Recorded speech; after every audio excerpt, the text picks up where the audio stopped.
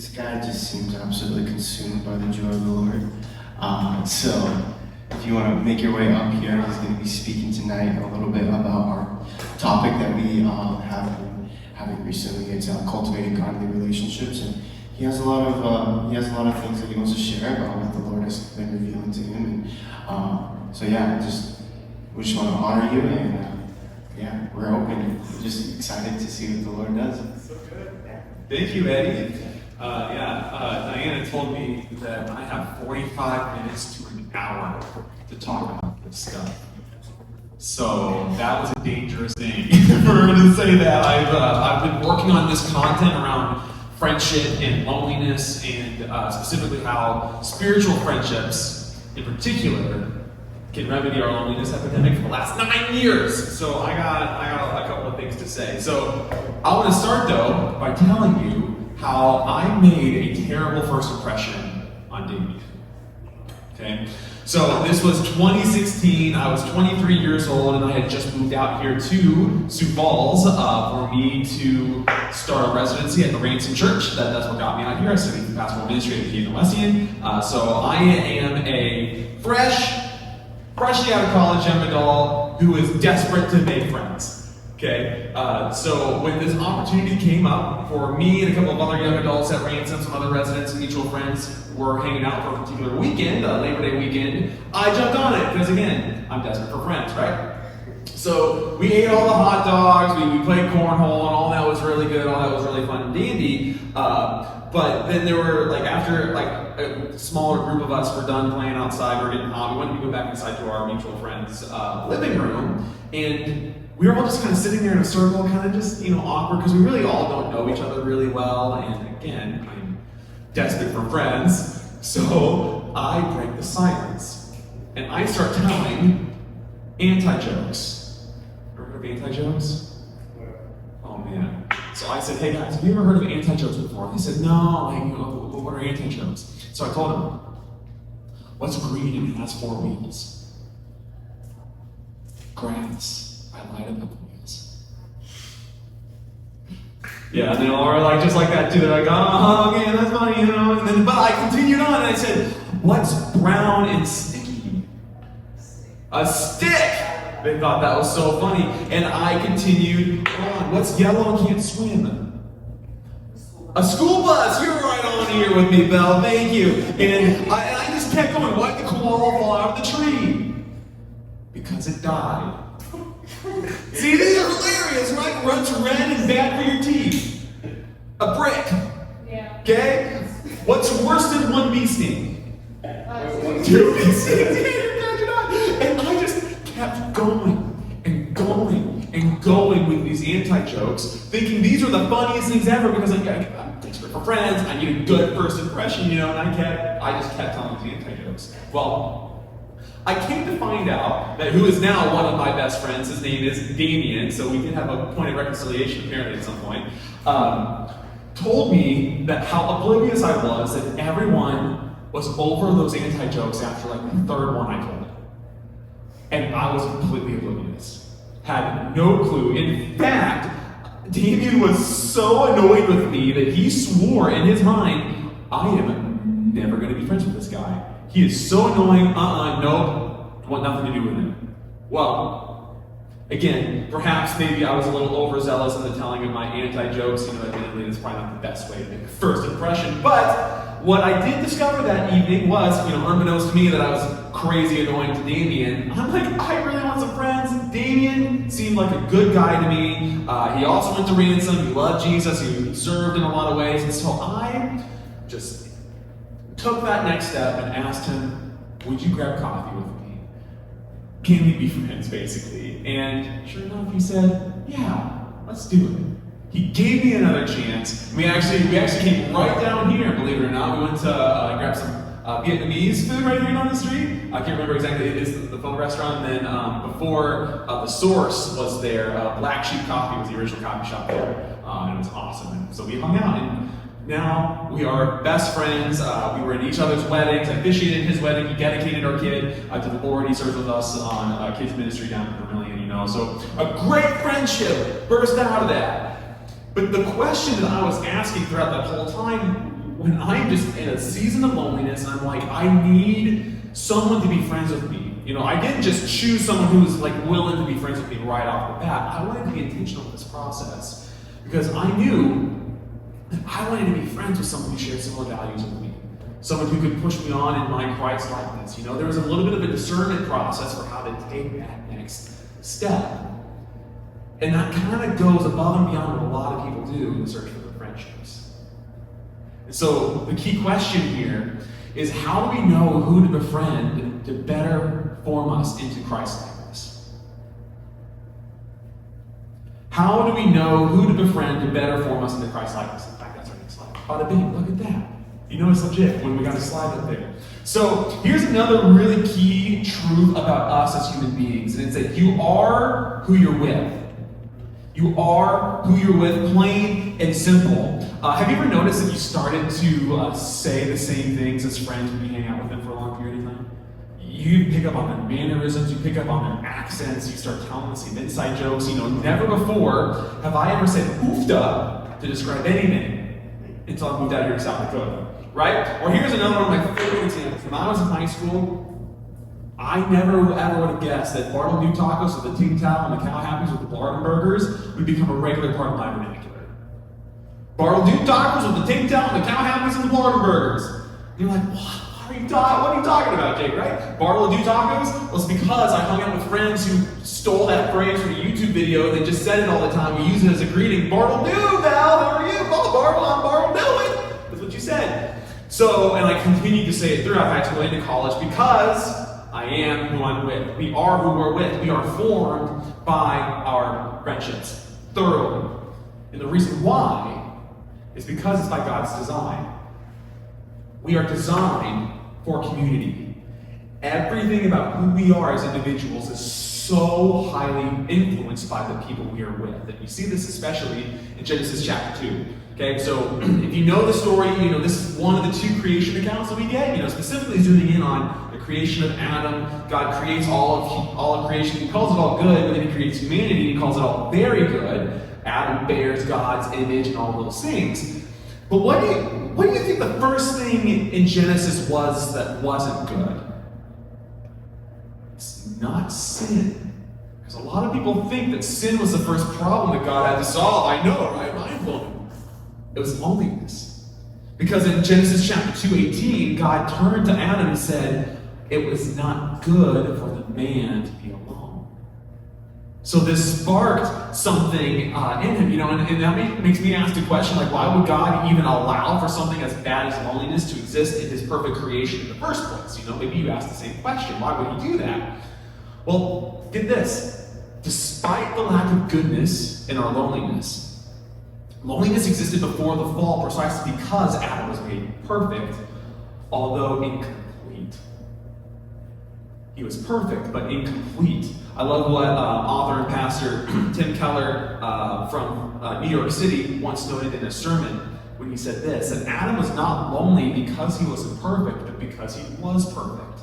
The ache for friends is the one ache that is not the result of sin. This one ache that is a part of his perfection. God made us in such a way that we cannot enjoy paradise without friends.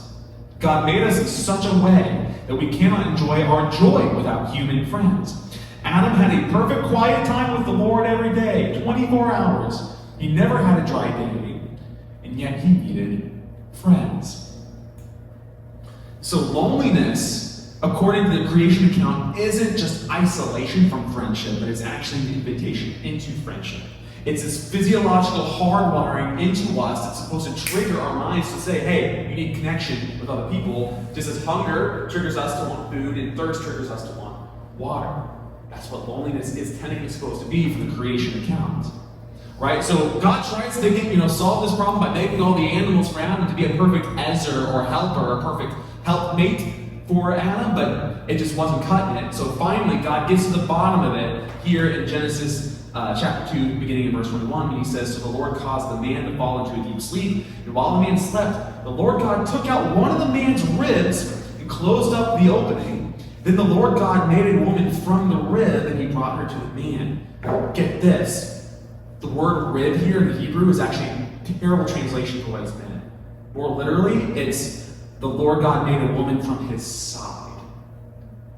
And what that communicates is how he was designed to have a partner who wasn't just, love him, but it was beside him as a helper, someone that they could do this life together with. And of course, at last he exclaims, "This one is bone from my bone and flesh from my flesh. She will be called woman because she was taken from man." And this explains why a man leaves his father and mother and is joined with his wife, and the two are united into one. So Adam was not fully human until God created Eve. Adam was not fully made into the image of God until he could also exist in community with another person, just as God is a community of three persons. You see that? And so by living into friendship, we are ultimately reflecting our God-given design for community because he is a God of community. And that's not just what the scriptures tell us, that's not just what theology tells us, it's what science tells us as well. Any science buffs in here? Like some relational neuroscience, psychology. Oh, you're gonna love it by the end of this, let me tell you. All right, get this. Okay, so humans are a gregarious species who are hardwired for connection. Here's the proof. Jonathan Haidt, he's a moral psychologist, says that we are an ultra-social species full of emotions finely tuned for loving, befriending, helping, sharing, and otherwise intertwining our lives with others. He goes on to say that having strong relationships strengthens the immune system, extends life expectancy more than does quitting smoking, speeds recovery from surgery, and reduces the risks of depression and anxiety disorders. Crazy, huh? Susan Pinker notes that playing cards once a week or meeting friends every Wednesday night at Starbucks adds as many years to our lives as taking beta blockers or quitting a pack-a-day habit. Friendships can have this kind of an impact on our minds and bodies because quality connections with other people releases this powerful hormone called oxytocin. Oxytocin is also known as the cuddle hormone. All right? Have you ever just gotten a really nice, warm, fuzzy hug from somebody, or someone gave you like an encouraging note, or a thank you note, or they did like a nice act of charity? Yeah, right there, oxytocin. The smile right there, that's what you're getting, It's what makes us feel happy, and it's not just like the pleasure that comes with like serotonin or dopamine, but it's what makes us feel loved. Right? This is the same chemical that floods a woman's body when she gives birth to a child to aid in the bonding process between her and her son or daughter. So oxytocin does this. It keeps us calm, regulates social interactions, reinforces group cohesion, releases stress, it increases pain tolerance, and reduces distractibility, and of course makes childbearing a little more tolerable. I wouldn't know. But the effects of oxytocin are literally the opposite of what cortisol does. That's our stress hormone that gets triggered when we are extensively isolated or lonely. Loneliness increases rates of depression, anxiety, irritability, addiction, and so many other health issues. To the point where it's like it has the equivalent health effects on our bodies of smoking 15 cigarettes a day. Tell me we're not designed for community. Beyond that, Henry Cloud is another psychologist who says that the quality of our most significant relationships can determine how long we live, whether we reach our goals or not, how much money we make, how well our kids do in school, how much we trust others, how we cope with stress and failure, what kind of a mood we're in, how much physical pain we experience, and how well we think. You are who you're with. You are formed to become more like those that you're around, and it's supposed to help us, right? And it doesn't just help inform like the things we say, like Bartleby tacos or roofda, right? It influences our eating habits. It influences how we go about our marriages. It influences how we navigate all the things of our world, the friends that we're with, and you better believe it impacts how we relate with Jesus, okay? So this is due to the neuroplasticity of the human brain, right? It's always changing, it's always adapting to the things that we do, the environments we're exposed to, and of course, our relationships are such a powerful formational factor to who we are, and how we live, and what we do. It's because you are who you're with, okay? Amy Banks is a specialist in relational psychopharmacology, relational neuroscience, okay? And she asserts that the chemistry of healthy relationships enhances your ability to change your old life patterns. So if you want to change your life, get around friends who are making the same decisions, who are trying to do the same thing.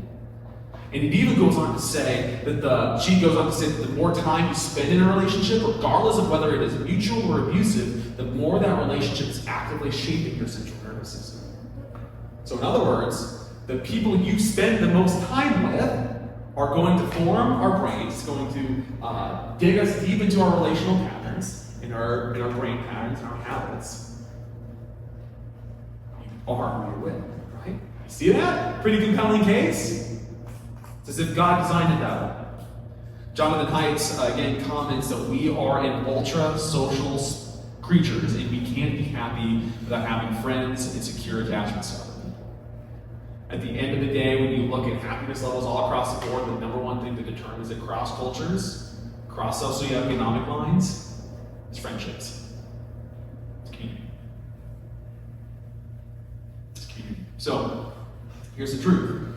If we are who we're with, then whom we befriend determines who we become. Okay?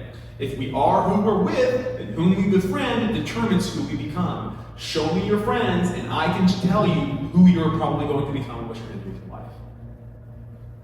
It's that predictable. So, like I said, this applies to so many different areas in our life, whether that's health habits, whether that's our mental health, our relational health, our outlook on life, politics, all the things, but it especially and absolutely applies to our spiritual formation and our life with Christ. So to answer our question, how do we know who to befriend to better form us into Christ's likeness? I want to introduce you to this guy named St. Alred. Okay, Alred is my homeboy. He was literally like the entire central figure of my dissertation. So I know him very thoroughly.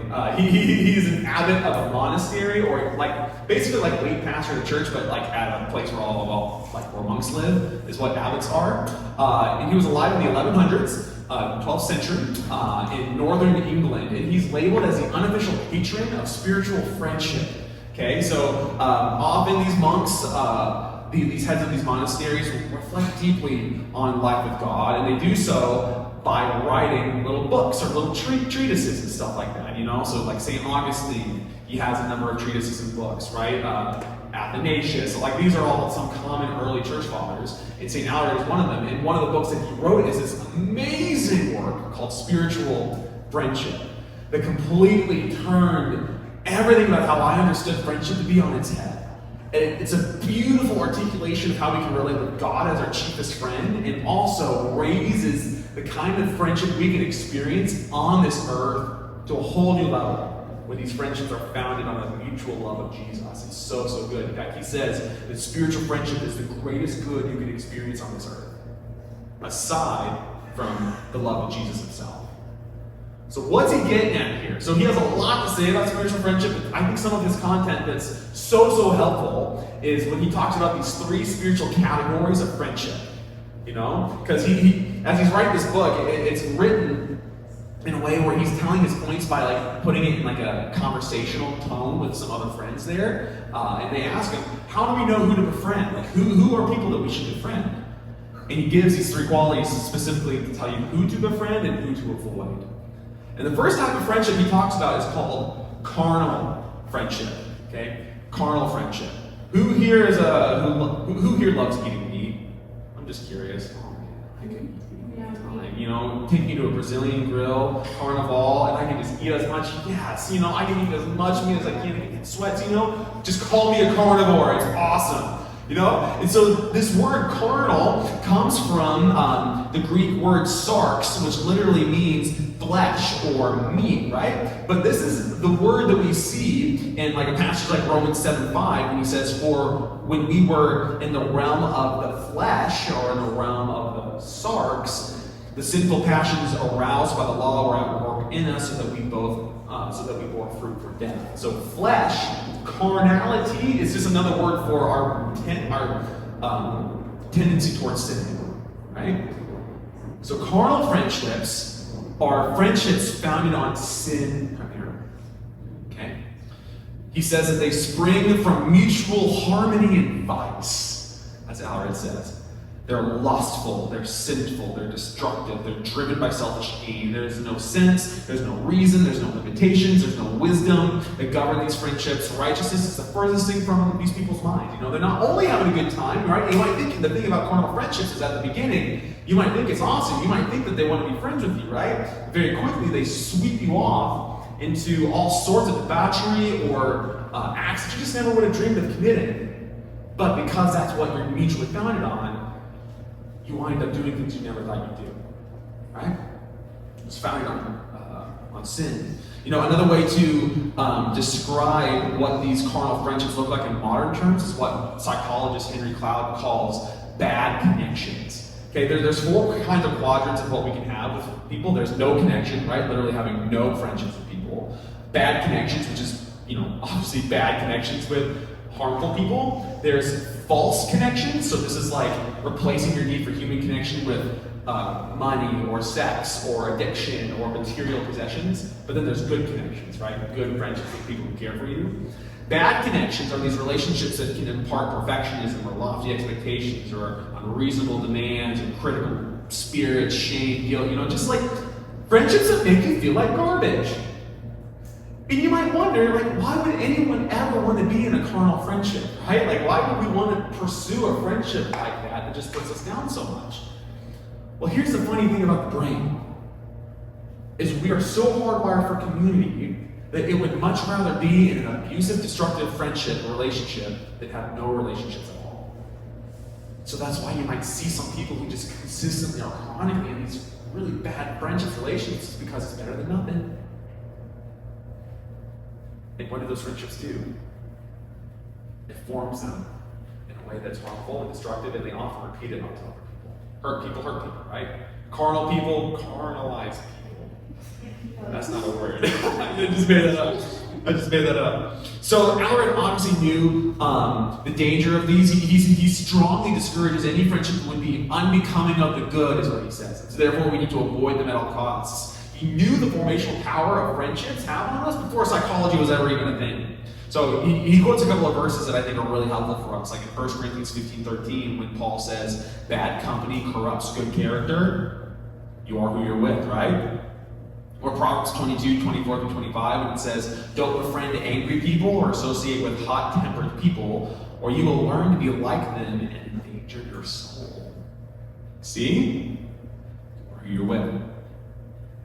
So, if there's anyone you know, or if there's those types of carnal friendships that aren't founded on the love of Jesus, but more so like participating in sin together, avoid them. Avoid those friendships. Okay? So that's the first category. The second category of friendship he gives is this thing called worldly friendship. Worldly friendship. The thing about worldly friendships is that there isn't anything evil about them, especially to the degree of carnal friendships, but there's also nothing inherently virtuous about them either, Ultimately, Alred says that these friendships are formed by personal advantage. If carnal friends are founded on sin, worldly friends are founded on the self. Okay? They're selfish in nature. To put it simply, worldly friends just want to have a good time so they can feel good. That's essentially it. And perhaps the friendships that develops because you found some things you have in common, that excites you. You have the same love for B&G, Milky Way, or, toaster ovens or something. You strike up conversation. You're like, oh yeah, we have something in common. So you go and you hang out and you have fun together. You go pursue some more hobbies together. And all around, these friendships are a good thing. They make you feel good. But here's the thing about these worldly friendships. The question you might ask is, what could possibly go wrong? Well, what could go wrong is exactly what would cause a worldly friendship to go wrong. Or in other words, when life gets tough, that's what really reveals the strengths of our friendships. And if people are committed for the long haul, if people want to be there for you, right? So as soon as a friendship gets tough, the worldly friendship will cut that off. Too much work. No, that's a mess in your life I do not want to have to deal with. That makes me uncomfortable. You went on your deal, you stabbed me in the back. Nope, I'm done. And to put it more in modern terms, we live in a very consumeristic culture, right? Capitalism, all the things, buy, greed. You look at our culture in America, and we just are consumed with getting stuff, and for the deliverance of those things to be to meet our exact and precise expectations. That's the nature of living in a consumeristic society. And if something doesn't meet your expectations, what can you do with the product? You can just return it. You can return it, throw it away, you can get rid of it, right? You have no connection to it. also applies to our friendships. These friends are mainly for my good, they make me feel good, and if it starts to go against what I want. So that's the danger in worldly friendships. So truly there's got to be a better way. There's got to be a better way to be friends with others. And that's what brings us to the third category of friendship, which is spiritual friendships. This is like the most important thing that Ellery talks about. Literally, his entire book talks about this. I can't go into all the details of it. There's so much good stuff here. But let's dig into what Ellery describes the greatest good you can experience on this earth. Because the friendship here is founded upon Christ himself. Okay, it's not founded on sin, it's not founded on self-seeking pleasure or any other hobbies. It's founded on Jesus as the common bond. Ellery takes his take on friendship is largely influenced by 1 John 4:15-16, when it says this, that whoever confesses that Jesus is the Son of God, God abides in him, and he is in God. So we have come to know and to believe the love that God has for us. God is love, and whoever abides in love abides in God, and God abides in him. The language of abiding in God and God abiding in us, another way to say that is God remaining in us and us remaining in God. The Greek language there is much more, it communicates this idea of building and setting our home in someone. Okay? To abide in God, for him to abide in us, is as if we're making our home in him. It's not just like you're traveling across the country and you stay in a hotel for a quick night and then you continue on your way. No, this is more like you're moving to a new neighborhood, and you buy a house and you move there and you're setting your roots deep. We are here for the long haul. Okay? So this communication of we are living in intimacy with Jesus, that is what cultivates a friendship with God. And that's a whole other 45-minute teaching I can do next time on what it means to be friends with God, because a lot of people have tensions with that. But when we can actually get outside of a lot of our surface level friendships and the damage that friendships has done, and actually allow our friendship with God to define how we should go about the rest of our friendships and not the other way around, that changes everything. Right? So when we can take just the grace and the peace and the love and the service that comes from our friendship with God and move it into our spiritual friendship with other believers, what you get is something of just no other kind of friendship has to offer. So Ellery also quotes 1 John 3:16 when he says, "This is how we know what love is. Jesus Christ laid down his life for us, and we ought to lay down our lives for our brothers and sisters." And of course, we often think of this metaphorically, right? And just this is a really great way for us to lay aside our selfish desires and, okay, fine, we'll go to Qdoba because you think it's better than Chipotle. No, you're wrong. I'll fight you. I'll fight you on that when you said that. But that's just my hot take. So yes, you can lay your life down that way, but ultimately it means you are literally serving them. You want the best for them. And when you look at what were the implications, the effects of Christ's own sacrifice for us? It's that we could be saved and be united with God again. Jesus' sacrifice and his friendship for us, because he also quotes this in John 15, for the greatest love that we could ever have is for those who, there's no greater love than this than he who lays his life down for his friends. That's the quote, right? That's the verse. So that means the greatest act of service we can do for our friends is to help them pursue Jesus better. Okay? The ultimate aim of spiritual friendship above all else is to help each other better know God, discern his will, and walk in obedience. That is the greatest act of service you can do for anybody. Obviously provide for their needs, obviously be there for a hard season. All that's really good. But how can we lay ourselves down so that they can become better followers of God? Better lovers of God, and for them to grow on their own virtue? There's nothing better than that. So this truly changes everything, because friendship is no longer just a pleasant entity that benefits our personal desires, as most of our American culture would value it. It's far greater than that, because according to St. Alred, spiritual friendship is discipleship. Okay? Spiritual friendship is discipleship. The word disciple simply means student or learner or an apprentice. And in the context of Scripture, discipleship refers to this full orientation towards an adoption of Jesus' teachings and his lifestyle into our own way of life. Now, when we think of discipleship in church circles, We think it's like a program you join, like discipleship groups, or maybe you're paired up with a mentor and they disciple you one-on-one, right? Like it's a very programmatic thing. But when you consider like what the ultimate goal of discipleship is to orient us towards Jesus, to learn his way of life, and for it to sink into our hearts and our habits, then what better way to be formed into Christ-likeness than to be with other Christ-like friends? It seems so simple, but here's the reality. If we are who we're with, then we become Christ-like when we're with Christ-like friends. Okay?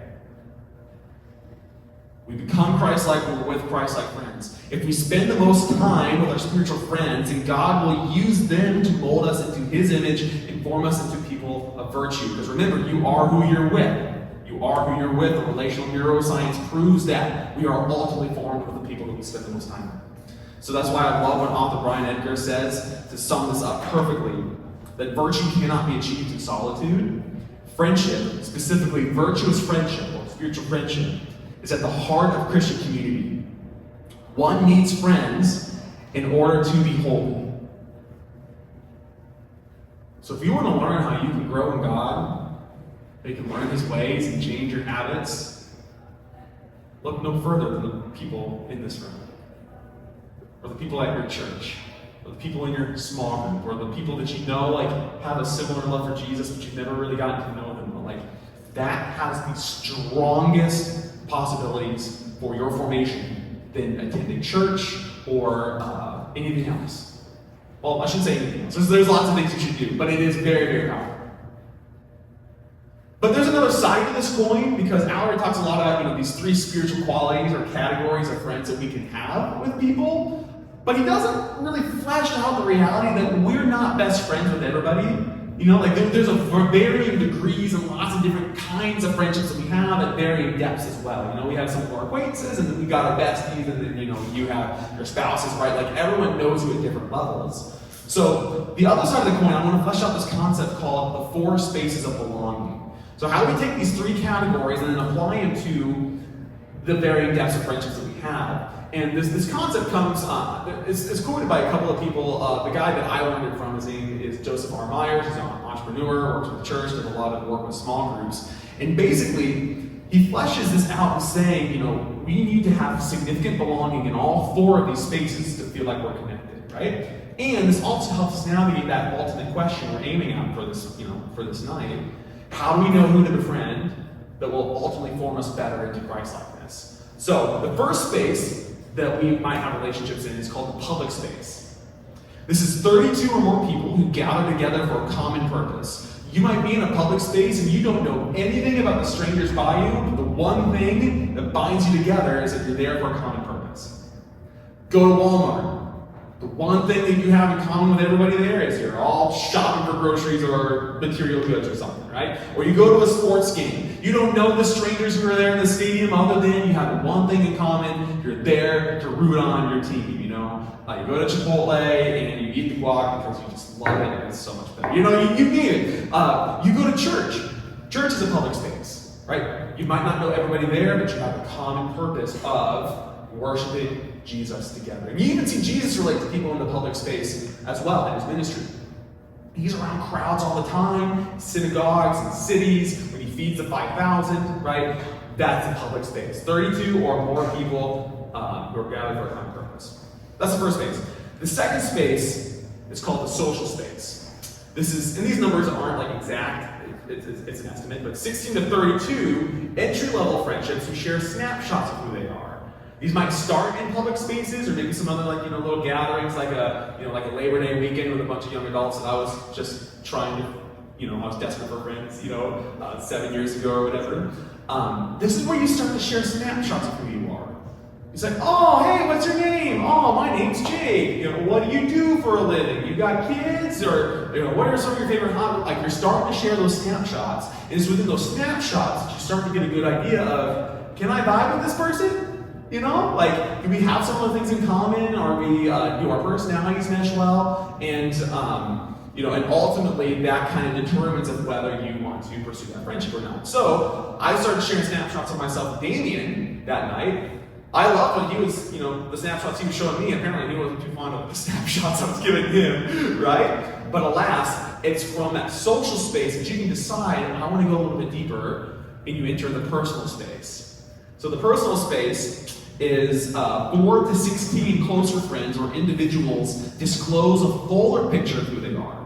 You can be open and vulnerable about the personal aspects of your life without feeling uncomfortable or oversharing, all while knowing your friends will not be repulsed by what is shared and will maintain confidences. So these kinds of friendships can take place in small groups, but I think a lot of us might have closer friends with people outside of those small groups. Small groups more so cultivate great relationships within the social space, but personal friends are the ones where, maybe you take those late night Taco Bell runs in college.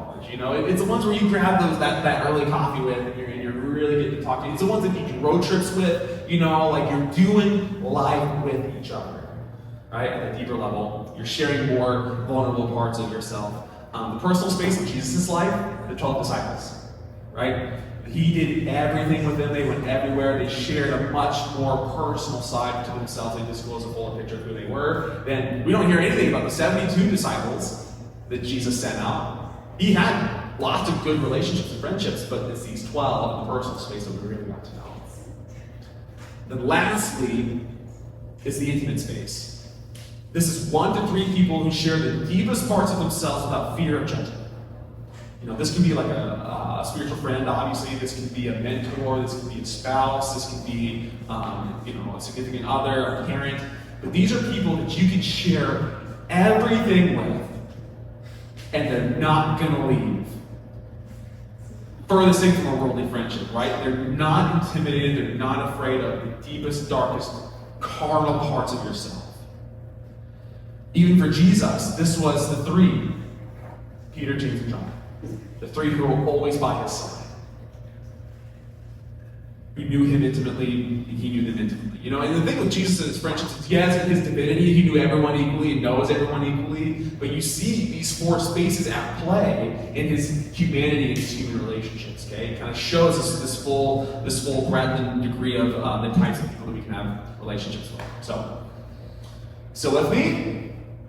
Yes? Cool. So, let's bring everything we've talked about together. Let's summarize really quick, and then I'm going to introduce this little thing to you called the friend zone matrix. All right, let's sum up what we've talked about so far. We've talked about how our friendships can form us in all facets of our life. This especially applies to our spiritual life. And there are these 3 spiritual categories of friendships that form us: carnal friends, worldly friends, and spiritual friends. And then there are 4 spaces of belonging that show us, the varying depths of friendships that we can have with one another. Okay, we have the public space, the social space, personal space, and the intimate space. Now, here's the key. As relational neuroscience suggests, it's the friends in our personal and intimate spaces who have the strongest potential in forming us. Okay? It's the people who know us the most and we spend the most time with that have the strongest influence over who we are, what we do, what we say, what we think, and ultimately our formation into Jesus. So, the friend zone matrix puts all this together, and I want to give you a little bit of a backstory. Because the friend zone matrix came out of me literally being friend zoned by a girl that I totally had feelings for. I asked her on some dates, we hung out a little bit, and I wanted to take my shot, man. And she was like, "Jake, you're awesome, but I just really think we should be friends." Demoted, Like, what the heck? What the heck? So and we were good, it was fine, but I wasn't bitter at all. I wasn't bitter at all, And it was in that season of just moaning and groaning and just being so sad about myself because, I came from a Christian university, and so there's a whole thing where as soon as you were dating someone you went to coffee, they just assumed you were going to get married. So I had in my entire life crisis here trying to figure out my future wife and everything, oh man, that's a whole other 45-minute talk just to flesh that out. But in that, I had this epiphany, and I was like, why is being put in the friend zone such a bad thing? In fact, what if this concept of being in the friend zone can be something where you can actually use it to identify who you're friends with and where you can go and navigate your relationships and stuff like that, right? To know who to befriend and how they can actually form you in your relationship with Jesus. I told you I've been working on this content for a long time, guys. Long time. So here's the friend zone matrix. Let's go to that next slide. So along the x-axis is the 4 spaces of belonging. It's your depth of friendship, okay? All the way over here to the left is public space. It goes all the way down to intimate space. And then along the y-axis is your spiritual quality of friendship. So at the bottom is the carnal friendships founded on sin. Your worldly friendships are like, yeah, mid-tier. They could be good, but they also can be kind of bad, mid-tier. But then at the top is spiritual friendship. These are the friendships founded on Jesus who are truly pursuing his ways, stuff like that. Now, the gradient across shows that, it starts light in the public space, but then gets more intense towards the intimate space. That illustrates in relational neuroscience that you are more formed by the people closest to you, okay? So therefore, you can actually start plotting your groups that you belong to. You can start plotting your friends on this graph, and it can start to give you a picture of the formational potential that your friends have upon your life. So here's an example. I don't know who this person is, but let's see like their friends mapped out on this graph. You can go to the next slide. Boom, there it is. So this person's friends, they go to church, right? They know Kelly, who's a Christian, kind of in the social space, right? They attend a small group. Work is kind of middle ground, it's kind of amoral. They're just working at a grocery store. But they're also pretty active in the bar and drinking scene, So that's where they spend their public social space, and that's probably forming them in one shape, way, right there. But despite them going to church and being in a small group, the people they hang out with the most are pretty simple, destructive people, they love them, it's fun, it's great, makes them feel good, but they're getting them into details and things that they never would have thought that they wanted to participate in. So how do you think this person's ultimately going to be formed? They're going to church, right? They're going to a small group, right? If their closest friends are people who aren't pursuing Jesus, you're not going to be formed into Christ-likeness. No matter how much you read scripture, no matter how much you do your spiritual disciplines by yourself, no matter how much you go to church, if your closest friends you spend the most time with are going to be in that bottom right friend zone, see that? Then you're going to be formed into wherever your closest, your personal intimate space is. Right? Now let's go to another one here. Let's go to the next one. So this person, also going to church or part of a Sunday service team, they're a little bit closer in their small group. They have. Apparently this person also drinks too. I didn't know that. I forgot to take that out. But yeah, that's okay. You can go out every once in a while, guys. But their core group of friends, they all go to train ministries. You're all in. You're not just in your Bible study together, but you're also you regularly hang out and you're pursuing Jesus together. In fact, Jen is your best friend. Maybe that's your spouse, Jen. Maybe that's some of your other best friends. You're really intentional there because it's those people in your top right quadrant that are ultimately going to form you into being Christ-like. They have the strongest potential in your formation. Okay? Now, I know what you're wondering. Well, before I jump there, and here's the thing about this, because you might, this isn't perfect, but you might get somewhere in the social space, and you might think maybe you meet someone there in the social spiritual zone. You're like, oh, this person seems legit. Damien, he seemed like someone in the social spiritual zone. But what if I got to know him, and really, the closer I got to him, I discovered he's not as Christ-like as I thought. So the closer you might get to him, the more he might go down more in that worldly, maybe even carnal zone. Maybe they're putting on the face of a certain person when they're at church, but then in real life, they're like, oh, the closer I get, this isn't as good as I thought. But then there might be someone you think is more worldly who actually wants to become a good person, right? Maybe you meet them in the worldly social zone, but then the more you get to know them and the more you start to exchange topics of scripture, they're like, yeah, I want to come to church, right? They start progressively being discipled into a follower of Jesus, and then they're going to start going up, not only along the y-axis towards the spiritual zone, but they might also get closer to you on the personal and intimate zone as well. You see how this works? So you can start kind of mapping out your friends here and see how that works. So now, I know one of the questions you're probably asking is, wasn't Jesus a friend of sinners?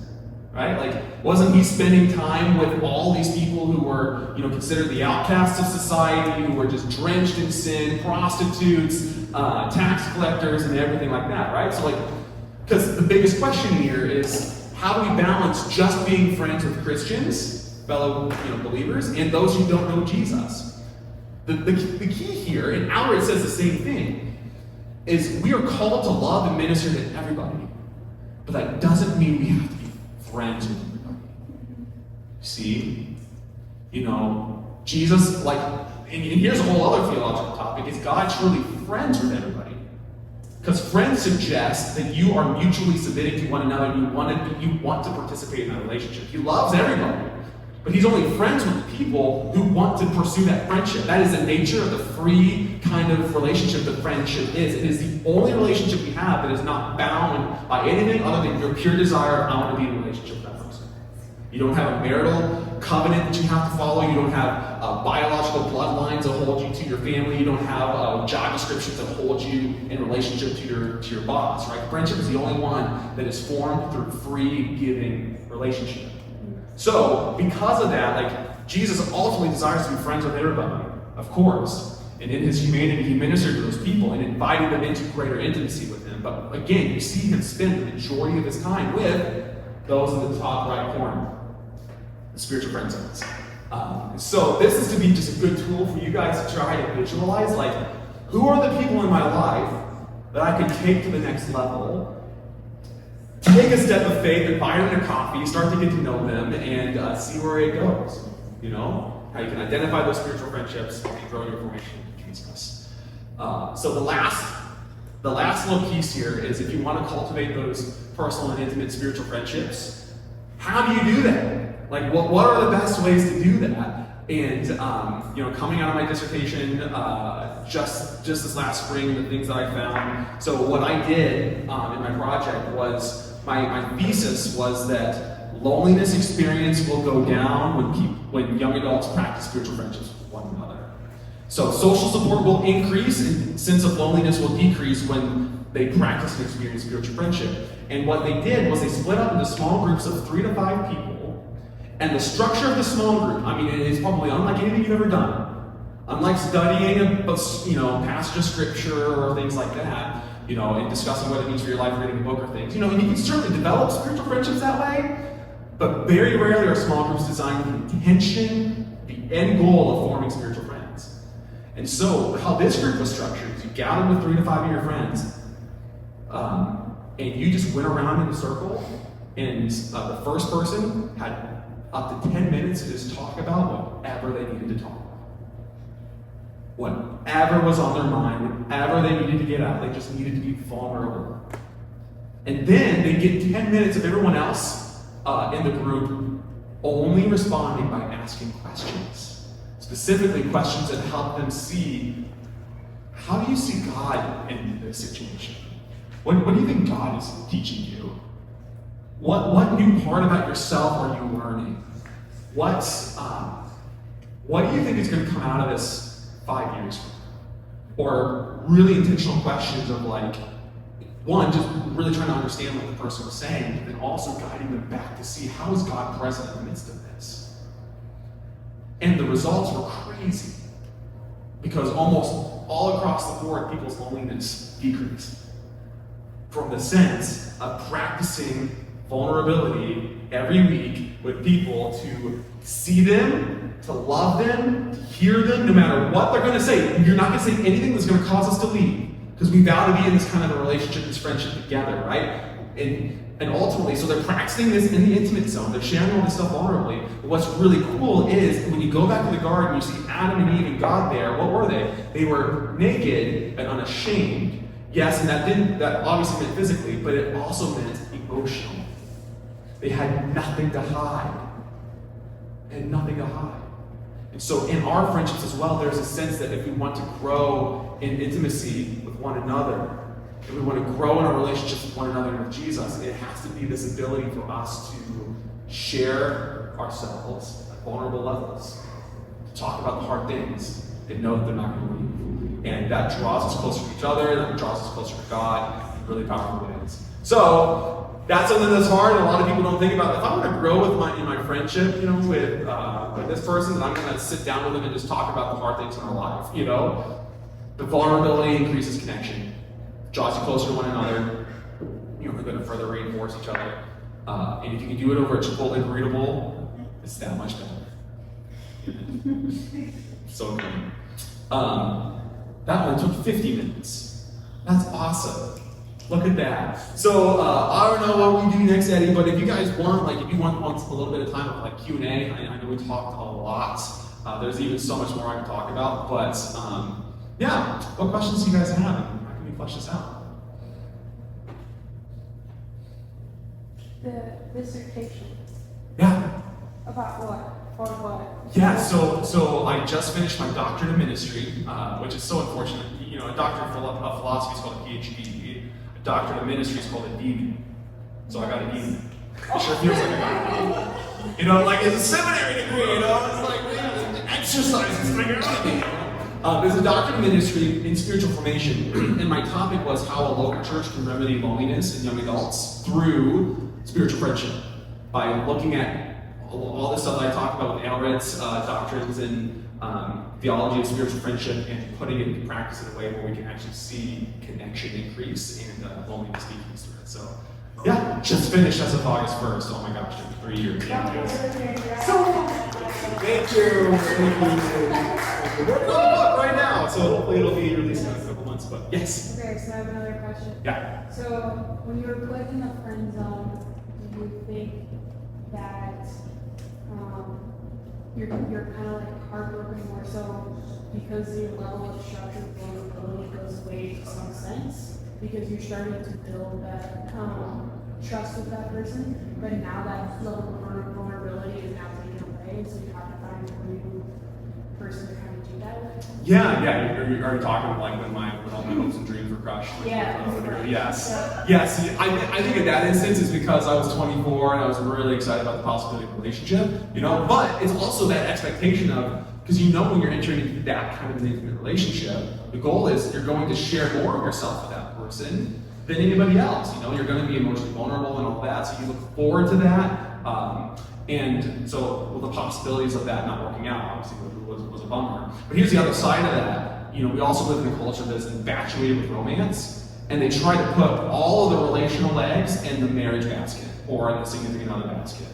And it is just completely unrealistic for one person, one type of relationship to bear all 4 of your spaces of belonging needs. You know, like relational satisfaction happens not when we just have a significant other, but when we have significant connection and community in all 4 spaces. So you might actually feel lonely if you are lacking in any of those 4 spaces at the same time, you know?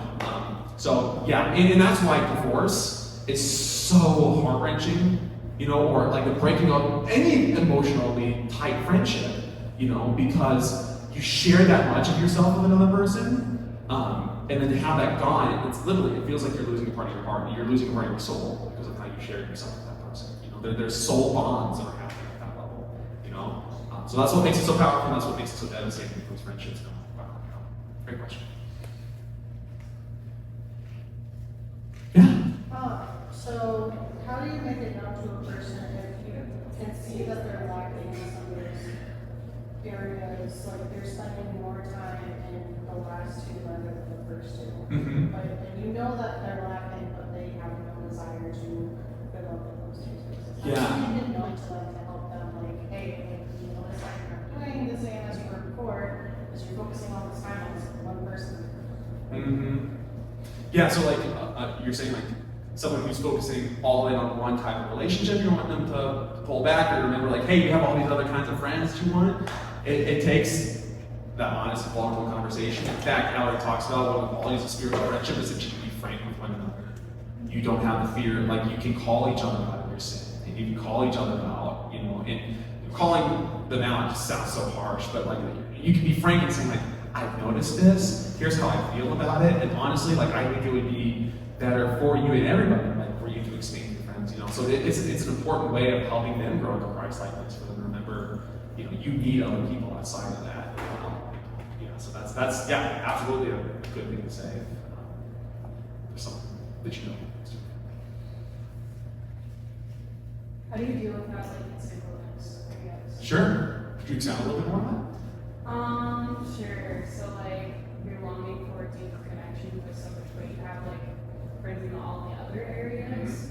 How do you, like, decide, like, this is the person I should, like, move to the next step of, like, between personal and then intimate relationship? Yes. Yeah, because again, we think intimate relationship is strictly, you know, significant other, dating relationship, marriage. But you can have that space satisfied with a really dear friend who you can meet with regularly and you share the deepest parts of yourselves. Or maybe there's like a core group of you and you simply just all have to say like, guys, we're just going to do this. It sounds crazy for you to have to try to find a time where we're going to just talk about our problems, but that's precisely why we are in a loneliness epidemic right now, why we have a connection crisis. It's because like 50% of Americans don't have anybody in the intimate and personal space. We don't have people to share ourselves with. So even when you're in that season of singleness, you can still find deep relational satisfaction with friends. And and the church doesn't do a good job either. Like we always elevate marriage over all these other things. That's a modern evangelical problem. And we don't talk about singleness here as well about that. Or even people who are called to celibacy. Like they are not called to a lonely life. They're just called to a single life. And they can absolutely have better relationships and stronger, more intimate relationships even. It just takes that, finding those people that you can trust and you can talk about those things and do life with. Great question. How much time we got? I could be here all night.